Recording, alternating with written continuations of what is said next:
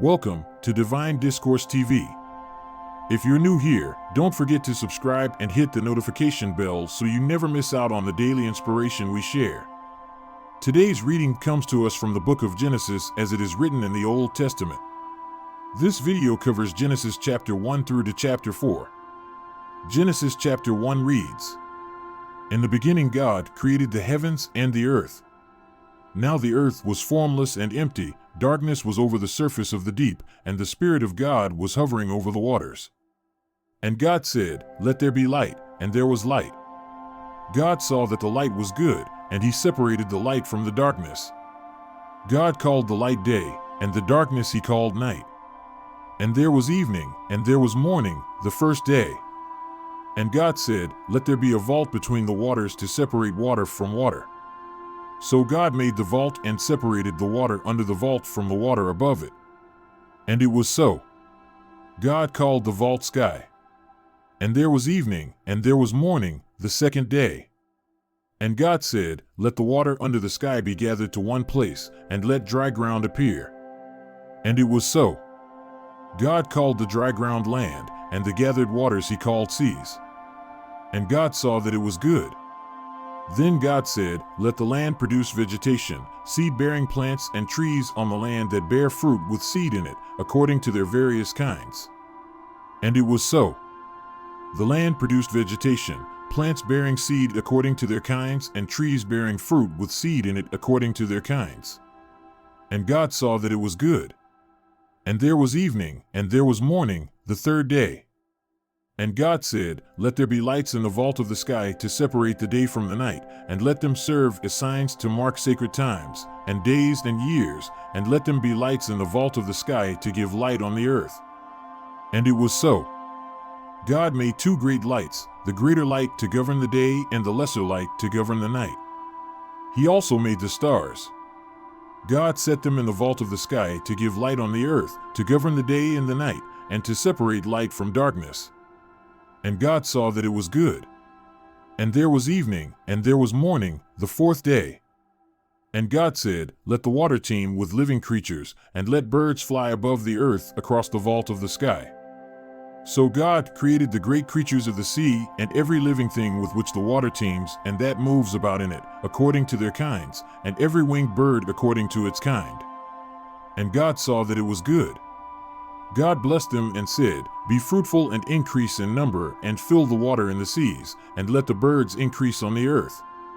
And there was evening, and there was morning, the fifth day. And God said, 'Let the land produce living creatures according to their kinds, the livestock, the creatures that move along the ground, and the wild animals, each according to its kind.' And it was so. God made the wild animals according to their kinds, the livestock according to their kinds, and all the creatures that move along the ground according to their kinds. And God saw that it was good. Then God said, 'Let us make mankind in our image, in our likeness, so that they may rule over the fish in the sea and the birds in the sky, over the livestock and all the wild animals, and over all the creatures that move along the ground.' So God created mankind in his own image. In the image of God he created them, male and female he created them. God blessed them and said to them, 'Be fruitful and increase in number, fill the earth and subdue it. Rule over the fish in the sea and the birds in the sky, and over every living creature that moves on the ground.' Then God said, 'I give you every seed-bearing plant on the face of the whole earth, and every tree that has fruit with seed in it. They will be yours for food. And to all the beasts of the earth, and all the birds in the sky, and all the creatures that move along the ground, everything that has the breath of life in it, I give every green plant for food.' And it was so. God saw all that he had made, and it was very good. And there was evening, and there was morning, the sixth day." Chapter 2, Adam and Eve. Thus the heavens and the earth were completed in all their vast array. By the seventh day God had finished the work he had been doing, so on the seventh day he rested from all his work.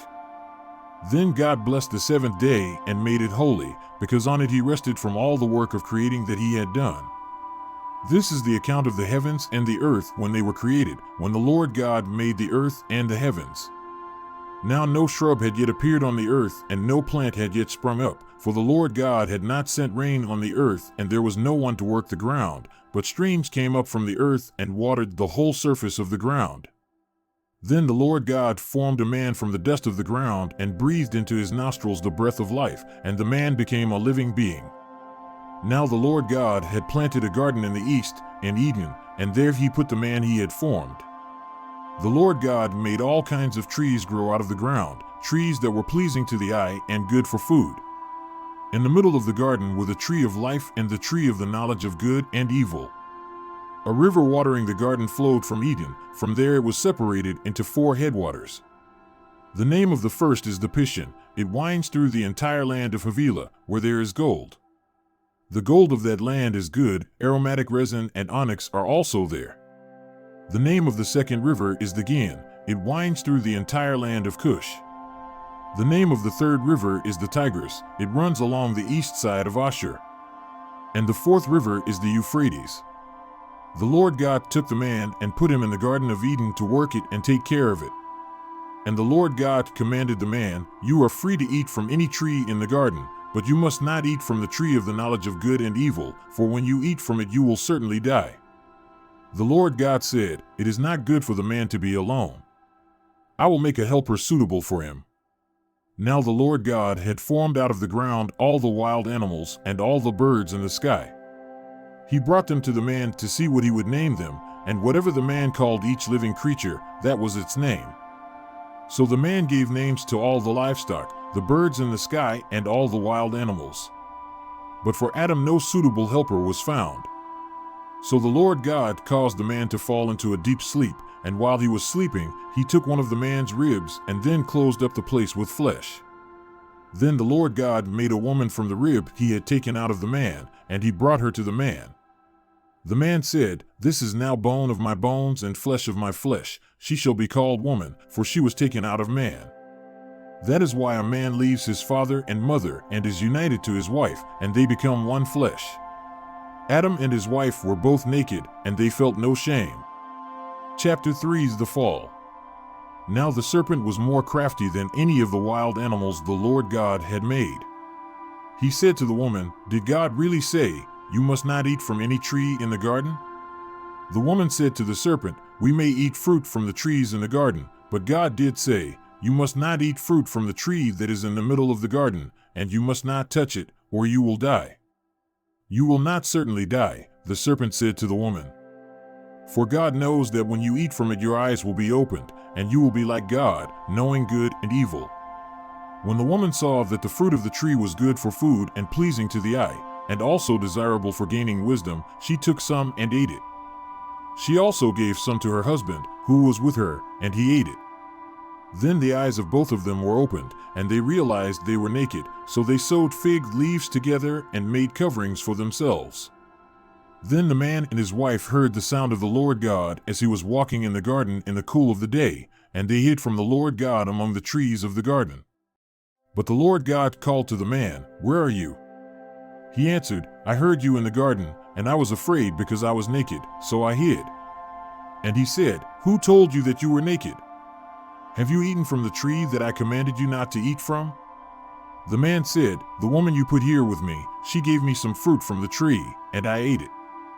Then the Lord God said to the woman, "What is this you have done?" The woman said, "The serpent deceived me, and I ate." So the Lord God said to the serpent, "Because you have done this, cursed are you above all livestock and all wild animals. You will crawl on your belly, and you will eat dust all the days of your life. And I will put enmity between you and the woman, and between your offspring and hers. He will crush your head, and you will strike his heel." To the woman he said, "I will make your pains in childbearing very severe. With painful labor you will give birth to children. Your desire will be for your husband, and he will rule over you." To Adam he said, "Because you listened to your wife and ate fruit from the tree about which I commanded you, you must not eat from it. Cursed is the ground because of you. Through painful toil you will eat food from it all the days of your life. It will produce thorns and thistles for you, and you will eat the plants of the field. By the sweat of your brow you will eat your food until you return to the ground, since from it you were taken, for dust you are and to dust you will return. Adam named his wife Eve because she would become the mother of all the living. The Lord God made garments of skin for Adam and his wife and clothed them. And the Lord God said, "The man has now become like one of us, knowing good and evil. He must not be allowed to reach out his hand and take also from the tree of life and eat and live forever." So the Lord God banished him from the Garden of Eden to work the ground from which he had been taken. After he drove the man out, he placed on the east side of the Garden of Eden cherubim and a flaming sword flashing back and forth to guard the way to the tree of life. Chapter 4: Cain and Abel.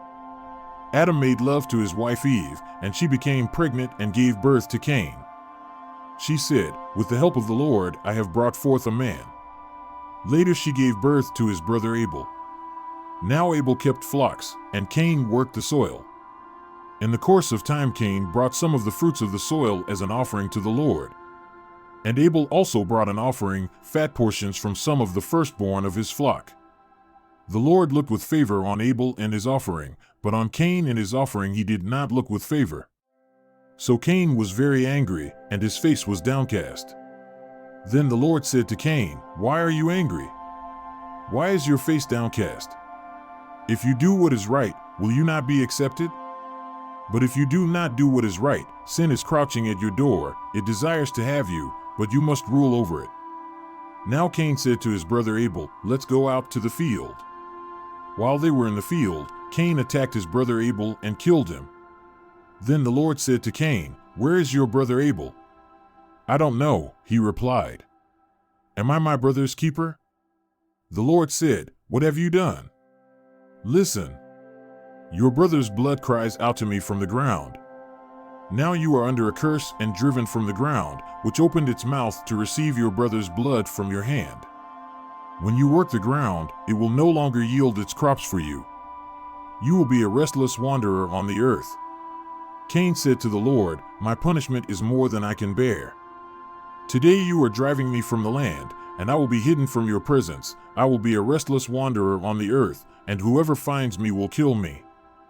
But the Lord said to him, "Not so. Anyone who kills Cain will suffer vengeance 7 times over." Then the Lord put a mark on Cain so that no one who found him would kill him. So Cain went out from the Lord's presence and lived in the land of Nod, east of Eden. Cain made love to his wife, and she became pregnant and gave birth to Enoch. Cain was then building a city, and he named it after his son Enoch. To Enoch was born Irad, and Irad was the father of Mehujael, and Mehujael was the father of Methuselah, and Methuselah was the father of Lamech. Lamech married 2 women, one named Ada and the other Zillah. Ada gave birth to Jabal. He was the father of those who live in tents and raise livestock. His brother's name was Jubal. He was the father of all who play stringed instruments and pipes. Zillah also had a son, Tubal-Cain, who forged all kinds of tools out of bronze and iron. Tubal-Cain's sister was Naamah. Lamech said to his wives, Ada and Zillah, "Listen to me, wives of Lamech, hear my words. I have killed a man for wounding me, a young man for injuring me. If Cain is avenged 7 times, then Lamech 77 times. Adam made love to his wife again, and she gave birth to a son and named him Seth, saying, God has granted me another child in place of Abel, since Cain killed him. Seth also had a son, and he named him Enosh. At that time people began to call on the name of the Lord. This is the end of today's Bible reading. You've been listening to Divine Discourse TV. Wishing you a blessed day filled with the presence of the Divine Shepherd.